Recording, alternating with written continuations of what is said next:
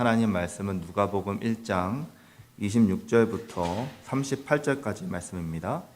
우리 한 절씩 교독으로 봉독하시겠습니다. 여섯째 달에 천사 가브리엘이 하나님의 보내심을 받아 갈릴리 나사렛이란 동네에 가서 가난한 처녀에게 이르니 그 처녀의 이름은 마리아라. 그에게 들어가 이르되 은혜를 받은 자여 평안할지어다 주께서 너와 함께 하시도다 하니 처녀가 그 말을 듣고 놀라 이런 은사가 어찌하니까 생각하네. 천사가 이르되 마리아여 무서워하지 말라. 내가 하나님께 은혜를 입었느니라. 보라 내가 잉태하여 아들을 낳으리니 그의 이름을 예수라 하라. 그가 큰 자가 되고 지극히 높으신 이의 아들이라 일컬어질 것이요 주 하나님께서 그 조상 다윗의 왕위를 그에게 주시리니 영원히 그걸 왕원할 것이요 그 나라가 무궁하리라. 마리아가 천사에게 말하되 나는 남자를 알지 못하니 어찌 이 일이 있으리이까. 천사가 대답하여 이르되 성령이 내게 임하시고 지극히 높으신 이의 능력이 너를 덮으시리니 이러므로 낳으실 바 거룩한 이는 하나님의 아들이라 일컬어지리라.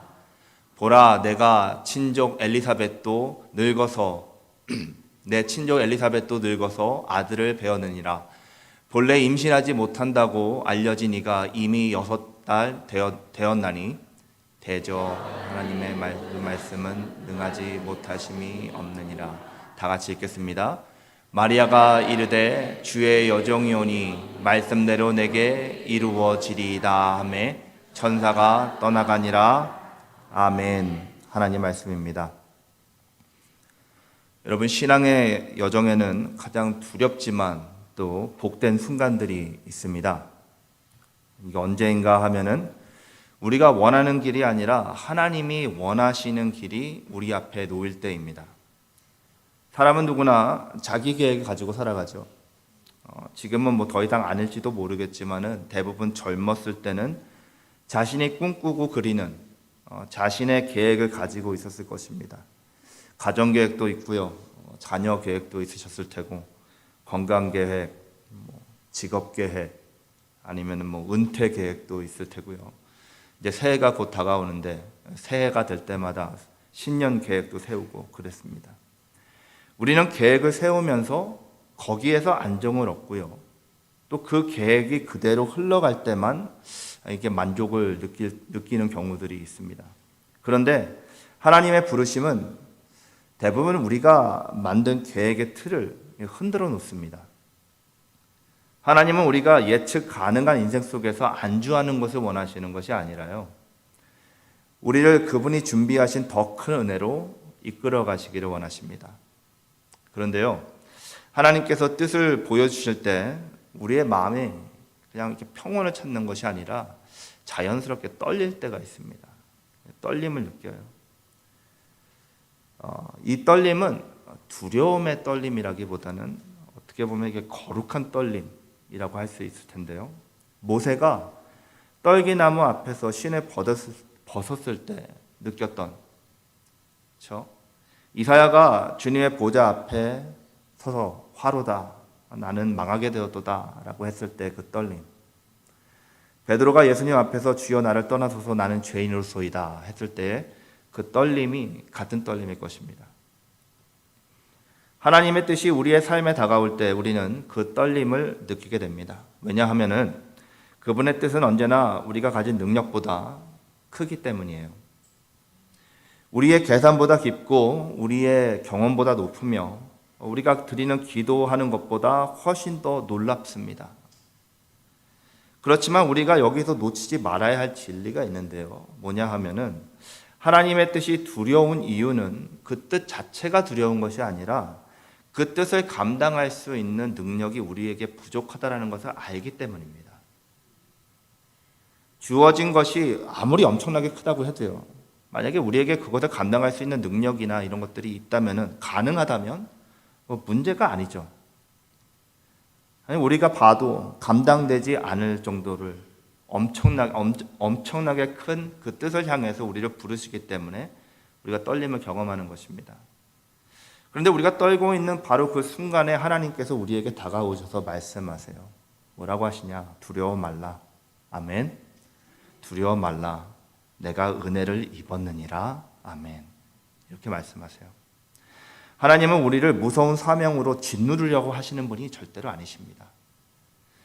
우리를 하나님의 은혜 안으로 초대하시고 그 은혜 안에서 순종의 기쁨을 맛보게 하시는 분이신 것을 여러분들 믿으시기 바랍니다.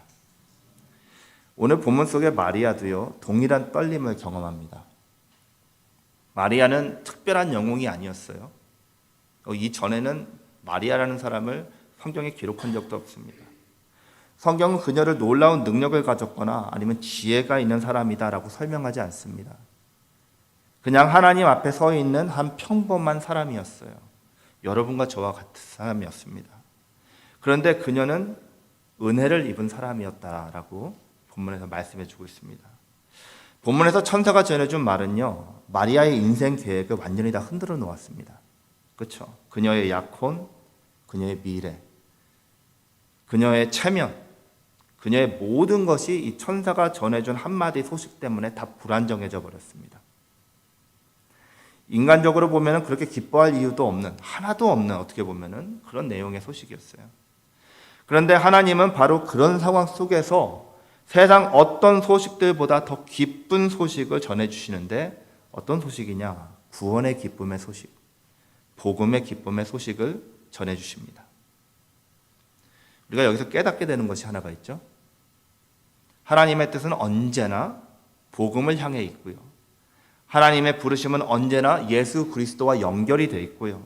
하나님의 계획하심은 언제나 구원을 이루는 방향으로 흐르기 때문에 우리의 상황과 입장을 고려하지 않는 것 같은 하나님의 뜻이 처음에는 부담스럽지만 결국 복음의 기쁨으로 이어진다라는 것을 우리에게 말해주고 있는 것입니다. 우리가 깨달아야 돼요. 마리아의 순종을 통해서 세상은 그녀를 통해서 구세주를 보게 됐고요. 어두움 속에 앉아있던 우리 모두는요, 그녀를 통해서 빛을 보게 된 것입니다. 오늘 하나님께서 우리에게도 동일하게 말씀하십니다. 내 뜻을 받아들이고 너에게 맡기는 내 길을 걸으면서 너희의 계획보다 크고 너의 판단보다 선한 나의 계획을 신뢰하겠느냐? 우리에게 물으십니다. 그리고 순종은 우리의 결단으로 시작되는 것이 아니라는 것이죠. 하나님이 먼저 우리에게 다가오신 은혜를 바라볼 때 시작된다는 것입니다. 그리고 그 순종은 결국 우리에게 세상이 줄 수 없는 기쁨을 가져다 줍니다. 우리가 마리아처럼 하나님의 뜻 앞에서 떨고 있을 때, 이게 가능할까? 떨고 있을 때 그 떨림을 단지 두려움으로 끝내지 않으시고 은혜의 떨림으로, 복음의 떨림으로, 또 순종의 기쁨으로 바꾸어 주시는 하나님의 은혜를 깊이 경험하시는 오늘 아침 시간 될 수 있기를 바랍니다. 하나님께서 천사 가브리엘을 보내신 곳은요, 갈릴리 나사렛이었습니다. 여러분, 나사렛은요, 당시에 어떤 종교적이거나 아니면 정치적 중심지가 아니었습니다. 나사렛은 이스라엘 유다 지방의 노른자 땅이 아니었어요. 벨뷰가 아니었습니다. 사람들에게는요, 잊혀진 마을이었어요. 영향력이 전혀 없는 동네였습니다. 요한복음 1장 말씀 보시면 나다나엘이 이런 말을 하죠. 나사렛에서 무슨 선한 것이 날 수 있겠느냐, 이렇게 얘기했을 정도예요. 하지만 하나님은 세상이 관심 없는 그 자리에서 하늘의 가장 놀라운 계획을 시작하십니다. 여러분, 하나님은 이렇게 일하시는 분이세요. 사람들이 여기서는 아무 일도 일어날 수 없다라고 여기는 그곳에서 새 일을 행하시는 줄을 믿으시기 바랍니다. 오늘 우리가 서 있는 자리, 평범해 보이는 가정에서, 이 교회에서 우리들이 드린 작은 섬김을 통해서 남들이 눈길을 주지 않는 그 일상 속의 작은 순종들을 통해 하나님은 바로 그 자리에서 그분의 뜻을 이루시기 시작하시는 거예요. 본문에서 가브리엘이 마리아를 가리키면서 은혜를 받은 자여 평안할지어다 라고 말합니다. 마리아가 선택된 이유, 그 이유는요, 그녀가 가진 자격 조건이 돼서가 아니었어요. 은혜였습니다. 하나님은 자격을 요구하시는 분이 아니십니다. 하나님은 먼저 은혜를 입혀주시는 분이신 것을 믿으시기 바랍니다. 그 은혜 위에서 우리의 순종이 자라가는 줄을 믿으시기 바랍니다. 여러분, 우리가 하나님 앞에서 순종할 수 있는 이유는요, 우리가 준비되었기 때문이 아니에요. 하나님이 은혜를 주셨기 때문입니다. 순종할 수 있는 기회가 주어지지 않는다면 우리의 순종은 있을 수가 없어요. 그 순종할 수 있는 기회가 바로 은혜인 것입니다. 아무에게나 아무 때나 주어지는 은혜가 아닐 수가 있다는 거예요. 순종은 은혜를 받아 누리는 자의 특권이며 그 은혜를 아는 사람들이 기쁨으로 순종할 수 있는 것입니다. 가브리엘은 예수 그리스도의 복음의 시작을 전했어요. 하지만 마리아의 첫 반응을 우리가 보시면은요, 기쁨이 아니라 두려움과 혼란이었습니다. 성경은 마리아가 그 말을 듣고 놀라고 생각했다라고 기록해요. 당연하죠. 놀랐을 것입니다. 일단은 영적인 존재를 만나는 것 자체가 얼마나 놀랍습니까? 그렇죠? 여러분 안 놀라시겠어요? 갑자기 없던 게 뿅 나타나가지고 얘야 부르시면은 얼마나 놀라시겠어요, 여러분? 그런데 받은 소식의 내용이 이 처녀에게는 청천벽력과 같은 임신 소식입니다. 하나님의 계획이 우리에게 올 때도 마찬가지일 수 있다는 거죠. 처음에는 기뻐 보이지 않을 수도 있습니다. 어려움일 수도 있어요. 고통일 수도 있습니다. 안전에서 불안정으로 옮겨져 버리는 것일 수도 있어요. 하나님의 뜻과 계획은 늘 우리의 계산을 넘어서기 때문이라는 걸 기억하시기 바랍니다. 내가 예상하지 못한 시간에 내가 선호하지 않는 방식으로 내가 감당할 수 있어 보이지 않는 일들로 우리를 부르실 때 우리는 당연히 당황하게 됩니다. 그렇지만 그 당황스러움은 믿음의 여정을 시작하는 출발점이 됩니다. 하나님은 우리의 두려움을 꾸짖지 않으세요. 왜 두려워하니? 너는 안 되겠다. 제껴두시고 다른 사람 찾으시고 이러지 않으세요. 오히려 두려워하는 사람들을 품으시고 질문하는 자에게 설명하시고 혼란 속에 있는 사람에게 평온과 은혜를 주시는 분이신 것을 믿으시기 바랍니다. 우리의 연약함을 아시고 우리를 품어주셔서 떨고 있는 우리를 굳건하게 하시는 분이신 줄을 믿으시기 바랍니다. 천사가 전해준 말에 마리아가 34절 말씀에 이렇게 얘기해요. 나는 남자를 알지 못하니 어찌 이 일이 있으리까? 맞는 질문이죠. 그때 35절에서 가브리엘이 이렇게 얘기합니다.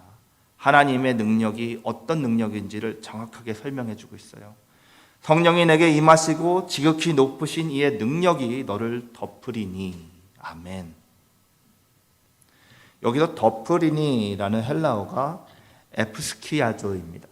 이 말의 뜻은 구약에서 하나님의 영광이 회막과 성전을 덮을 때 사용되는 단어예요. 하나님의 교회가 하나님을 경배하며 예배할 때 하나님의 임재가 임하셔서 덮으시는 역사를 이룰 때 쓰는 단어입니다. 그러니까 하나님의 임재하시는 곳에는 인간의 능력은 더 이상 결정적인 요인이 아니라는 것입니다. 우리가 할 수 있고 없고는 결정적인 요인이 아니에요. 하나님의 임재가 덮여지는 그 순간 새로운 역사가 시작되는 줄을 믿으시기 바랍니다. 천사가 마리아에게 전해준 하나님의 역사에 관한 설명은 이런 것입니다. 앞으로 너에게 일어날 일은 인간의 생물학적인 가능성에 달려있는 것이 아니라 하나님의 임재와 능력으로 가능한 것이다 라고 말해주는 거예요. 성령께서 하시는 사역은요, 우리들에게 감동을 주시는 것, 위로하시는 것, 그 정도에서 끝나는 것이 아닙니다, 여러분. 창세기 1장 2절 말씀 보시면은 성령님은 혼돈 속에 질서를 창조하셨어요. 에스겔서 37장 10절 말씀 보시면은 죽어서 메마른 뼈들을 일으키셔서 생기를 불어넣으십니다. 로마서 8장 11절에서는 예수님을 죽음에서 부활하게 하신 능력도 성령님의 능력이라고 설명하고 있습니다. 그 성령께서 지금 마리아에게 임하신다라는 것은 하나님의 구원의 역사가 이제 인간의 가능성보다 하나님의 가능성으로 움직이기 시작한다라는 것입니다. 우리의 가능성이 아니라 하나님께서 역사하셔서 이루시는 일들로 이제는 움직일 것이다 라고 선포하시는 거예요. 우리가 믿음의 길을 걸을 때 가장 큰 장애물 중에 하나가 뭐냐면은 사실 뭐 상황이나 조건 이런 것보다는 가장 큰 장애물은 그건 우리 스스로가 정해놓은 한계입니다. 절대로 안 될 것이라고 하는 생각들, 하나님도 어떻게 하실 수 없을 거라는 생각들, 너무 늦었다, 나는 부족하다, 나는 힘이 없다, 이걸 어떻게 해? 이런 생각들이 우리를 막습니다. 그러니까는 상황과 조건이 아니라 그 상황과 조건들을 해석하는 나의 연약한 믿음이 문제인 것입니다. 그렇지만 성경은 반복해서 우리에게 말씀해 주고 계세요. 사람으로는 할 수 없지만 하나님으로 다 하실 수 있다라고 말씀하십니다. 마태복음 19장 26절 말씀 다 같이 읽어보겠습니다. 예수께서 그들을 보시며 이르시되 사람으로는 할 수 없으나 하나님으로서는 다 하실 수 있느니라. 아멘입니다. 하나님은 우리가 포기한 자리에서도 일하시고요, 우리가 불가능하다고 느끼는 순간에 역사하시는 분이십니다. 마리아가 잉태하는 일은요, 인간적으로 설명할 수 없는 일입니다. 제가 주일학교, 중고등부, 대학부, 영어 청년까지 이제 사역을 하면서 가장 많이 들었던 질문이 처녀가 어떻게 임신을 합니까? 였어요. 예. 하지만 성령의 임재 앞에서는 설명보다는 믿음이 먼저라는 것을 기억하시기 바랍니다. 하나님이 천지를 창조하셨다면 왜 못하시겠어요? 성령의 능력을 설명하면서 그 증거로 마리아에게 엘리사벳의 이야기를 들려줍니다. 36절 말씀 보시면 이렇게 나와 있어요. 보라, 내 친족 엘리사벳도 늙어서 아들을 배었느니라. 이렇게 말씀하면서 37절에서 대저 하나님의 모든 말씀은 능하지 못하심이 없느니라 라고 선포합니다. 여기서 능하지 못하심이 없다라는 말을 문자적으로 직역을 하면은요, 헬라어에서 직역을 하면 이렇게 됩니다. 하나님의 말씀은 결코 무너지지 않는다. Every word of God shall not fail. 우리가 성경을 읽을 때 단순한 정보나 지식을 아니면 지적 유희를 바라면서 읽으면 안 된다는 것이 하나님의 말씀에는 능력이 있기 때문입니다. 하나님 입에서 나온 그분의 말씀은 언제나 말씀하셨듯이 언제 말씀하셨는가에 상관없이 그분의 때가 되면은 역사하는 능력을 강하게 나타내신다는 것이에요. 구약에서 하나님께서 아브라함에게 내 아내 사라가 아들을 낳을 것이다 이렇게 말했을 때 그게 말이 되느냐? 라는 생각에 창세기 17장 17절에서는 아브라함이 웃습니다. 그 다음에 창세기 18장 12절에서는 사라도 웃어요. 그렇지만 하나님의 말씀은 약속대로 역사하는 능력이 있으셔서 현실로 드러났습니다. 이삭이 나오잖아요. 내 자손들이 큰 민족으로 돌아오리라 하셨으면은요, 그것이 당장이 아니라 600년이 지난 후에라도 하나님의 때가 되면은 애굽에서 200만 명이 나오는 것입니다. 그 하나님의 말씀이 오늘 우리들에게도 내가 너와 항상 함께 있으리라, 두려워하지 말라, 내가 너를 떠나지도 버리지도 아니하리라 말씀하고 계십니다. 이 말씀도 역사하시는 하나님의 약속이신 것을 굳건하게 여러분들 믿으시기 바랍니다. 하나님의 말씀은 역사하는 능력입니다. 그리고 마리아는요, 이 말씀을 믿었고요, 그 말씀하신 분에게 자신의 모든 것을 맡겨드립니다. 이것이 믿음입니다.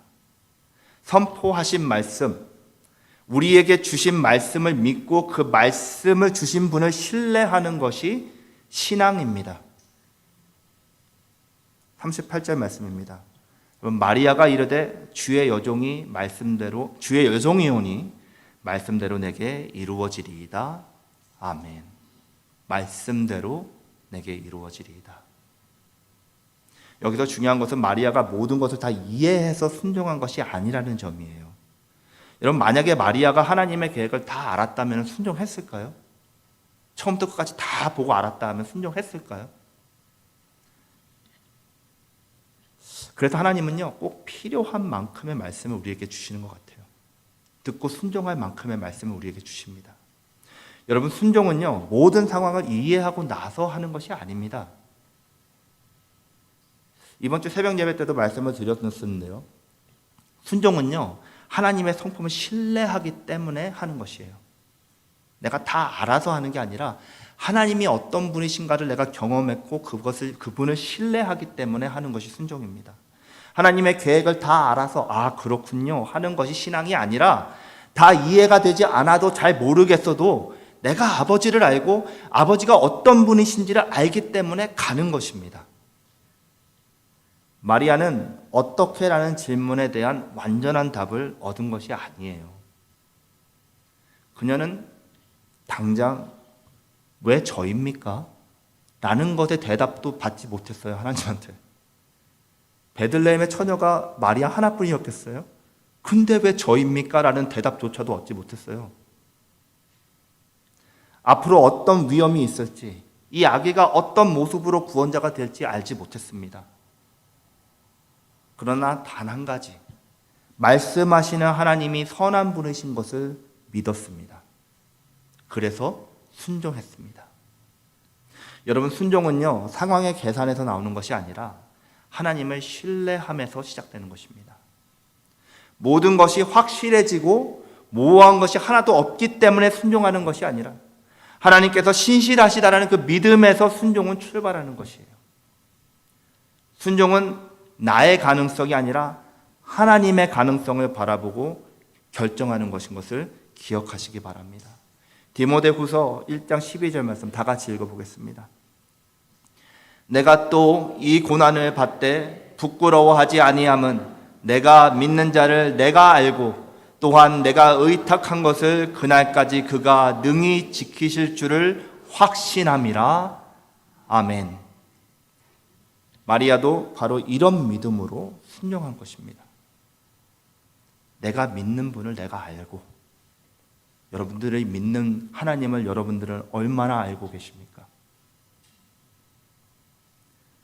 이 순종은요, 억지로 하는 순종이 아니라 기쁨으로 드리는 순종입니다. 하나님의 뜻은 우리의 기쁨을 억지 순종을 통해서 빼앗아가는 것이 아니라 자원하는 순종을 통해서 참된 기쁨으로 우리를 인도하는 것임을 믿으시기 바랍니다. 순종은 하나님의 능력을 경험하게 하는 문입니다. 마리아는 순종을 통해서 예수님을 품은 사람이 되었어요. 우리는 순종이 단순히 하나님께 네 하는 말이 아니라는 것을 생각해야 합니다. 순종은 그것보다 훨씬 더 깊은 하나님께 자신을 드리는 온전한 제사예요. 그래서 순종이 제사보다 나은 것입니다. 순종은 하나님의 능력이 우리의 삶 속에 들어오도록 우리의 삶과 마음을 활짝 여는 행위이고요, 우리 자신을 하나님 앞에 제물로 드리는 영적인 예배입니다. 우리가 순종할 때 하나님은 우리 안에서, 그리고 우리를 통해서 일하시고요, 우리가 믿음으로 발을 내디딜 때 하나님의 은혜가 우리의 삶에서 들어오게 되는 것이고 흘러가게 되는 것입니다. 여러분, 사울은 순종하지 않아서 왕위를 잃었고요, 아브라함은 순종하여서 믿음의 조상이 되었습니다. 베드로는 순종해서 풍랑 가운데 바다 위를 걸었고요, 모세는 순종하여서 광야에서 이스라엘을 40년 동안 이끌었습니다. 본문의 마리아는 순종함으로 메시아를 품었습니다. 하나님의 역사는 언제나 순종하는 사람을 통해서 이루어졌다는 사실을 깨닫는 은혜가 여러분들에게 있기를 예수님의 이름으로 축원드립니다. 그리고 그 순종 속에 언제나 하나님만이 주실 수 있는 기쁨이 있다는 것을 깨달아 아는 여러분들 될 수 있길 바랍니다.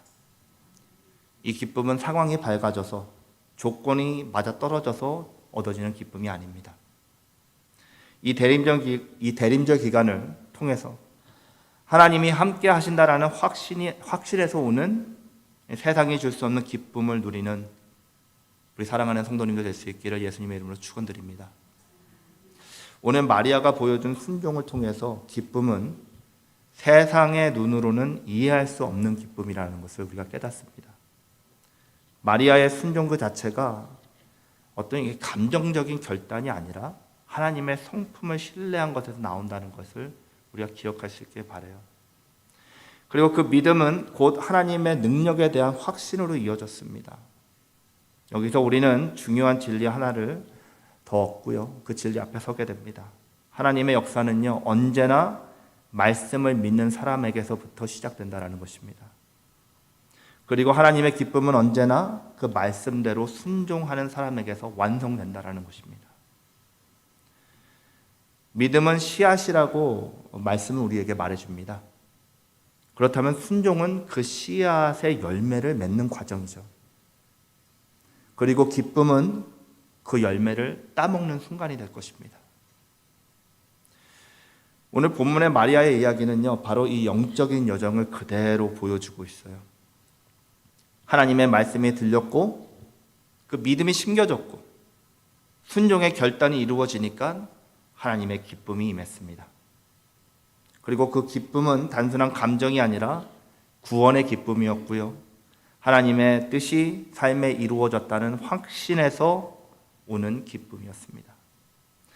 하나님께서는 오늘 우리가 살아가는 일상에서도 똑같이 우리를 부르십니다. 그리고 하나님은 오늘도 우리에게 말씀하세요. 우리가 계획하는 길보다 더 깊고 더 넓고 더 복된 길로 우리를 초대하십니다. 그 길은 순종의 길이고요. 그 길의 끝에는 하나님만이 주실 수 있는 기쁨이 기다리고 있다는 것을 믿음으로 걸어가시기 바랍니다. 우리들의 삶에도 순종이 가져오는 기쁨이 우리 일상에 넘쳐나기를 바랍니다. 여러분, 기도의 응답을 5만 번이나 받았다고 알려진 19세기에 영국 브리스톨에서 고아의 아버지라고 불렸던 조지 뮬러를 다 아실 것입니다. 그는 하루하루 믿음과 순종으로 살았던 사람이었어요. 고아원에는 최소한 수백 명의 아이들이 있었고요. 매일 아이들을 먹여야 했는데 단 한 번도 사람에게 손을 벌리거나 돈을 구하러 다닌 적이 없다라고 합니다. 오직 하나님의 공급만 믿고 순종하고 기도하면서 사역을 한 거죠. 뮬러가 쓴 일기가 있는데요. 그 일기에 이런 내용이 있습니다. 어느 날 아침 시간이었는데 아이들은 모두 다 식당에 모여가지고 앉아 있었어요. 근데 아침을 내놓은 음식이 빵 한 조각, 우유 한 방울도 없이 다 떨어진 거예요.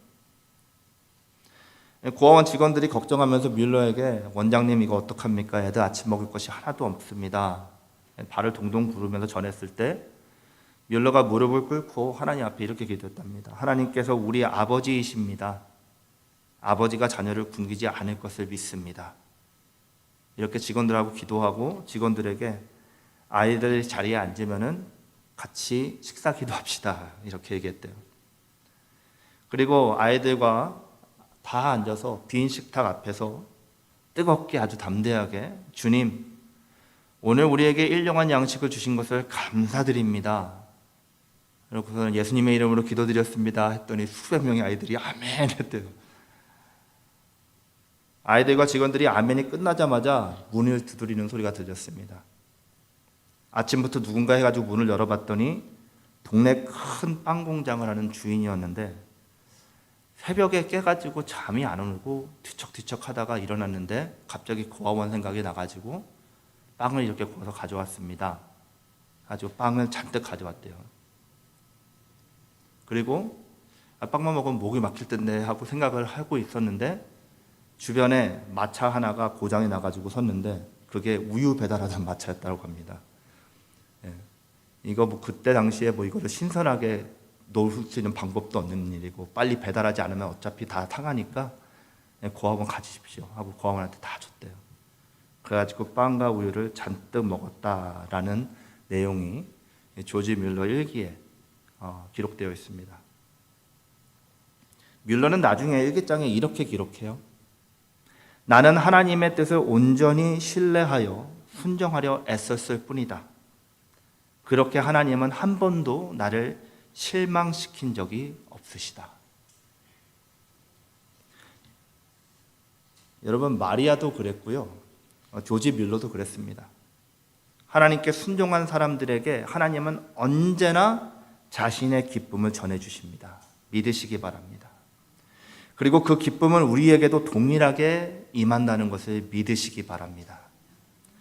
내가 세운 계획과 너무 다르게 흘러갈 때, 상황이 불가능한 것처럼 보일 때, 하나님은 우리에게 은혜 받은 자여 두려워하지 말라, 내가 너와 함께한다 라고 말씀해 주십니다.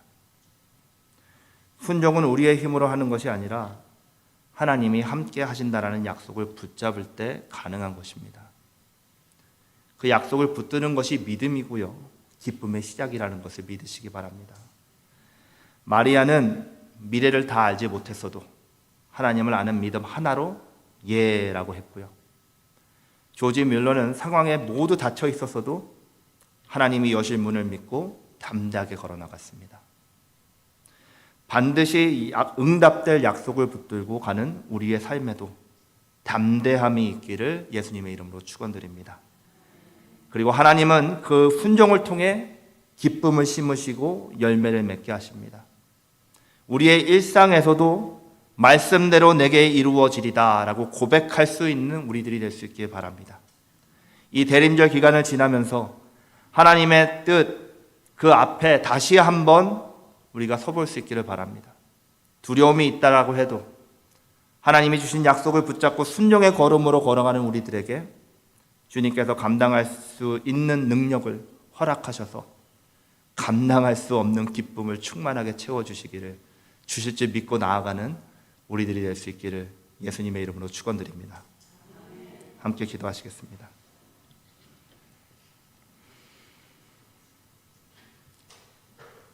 자비로우시고 선하신 하나님 아버지, 오늘 말씀을 통해 우리에게 다시 한번 주님의 뜻 앞에 서는 믿음의 자리를 허락하여 주심을 감사드립니다. 하나님, 마리아가 주의 음성을 들었을 때 모든 것을 다 이해한 것은 아니었지만 주님을 신뢰하며 말씀대로 내게 이루어지리다 라고 고백한 것처럼 우리도 같은 순종의 마음을 허락하여 주시옵소서. 우리가 알지 못하는 미래를 향해 걸어갈 때에도 약속하신 주님의 선하심을 붙들기를 간절히 원합니다. 주님, 종종 우리의 계획이 무너질 때 우리의 마음은 두려워서 흔들리고 있습니다. 눈앞에 현실만 바라보고 멈춰설 때가 너무나도 많았습니다. 주님, 이제 우리의 순종은 우리의 능력에서 나오는 것이 아니라 우리 안에 역사하시는 성령의 능력으로 시작됨을 고백합니다. 주님, 우리를 덮으시고 이끄시는 성령의 일하심을 믿고 의지하며 나아가게 하여 주시옵소서. 하나님이 예배하신 것을 믿고 기도하며 감사하며 상황이 닫혀 있는 것처럼 보일 때 믿음으로 감사하게 하여 주시고 우리의 삶과 가정과 교회에 주님이 이루실 일을 기대하며 기다리게 하여 주시옵소서. 주님, 순종의 걸음이 때로는 부담스럽고 무거운 길이지만 그 길 끝에는 언제나 주께서 주시는 기쁨이 있음을 믿습니다. 세상이 줄 수 없는 평안과 세상이 흉내낼 수 없는 기쁨을 우리 삶 가운데 충만하게 부어 주시옵소서. 다가오는 한 주간도 우리가 서 있는 자리에서 주님의 뜻에 아멘이라고 응답할 수 있는 믿음을 주시고 그 믿음에 합당한 순종의 걸음을 내딛게 하시고 우리의 순종을 통해 가정이 변화되고 주변이 살아나며 교회가 새 힘을 얻어 주께서 기뻐하시는 열매를 맺게 하여 주시옵소서. 이 모든 말씀을 우리에게 구원의 기쁨을 주시고 순종의 길을 먼저 걸어가신 우리 주 예수 그리스도의 이름으로 기도드렸습니다. 아멘.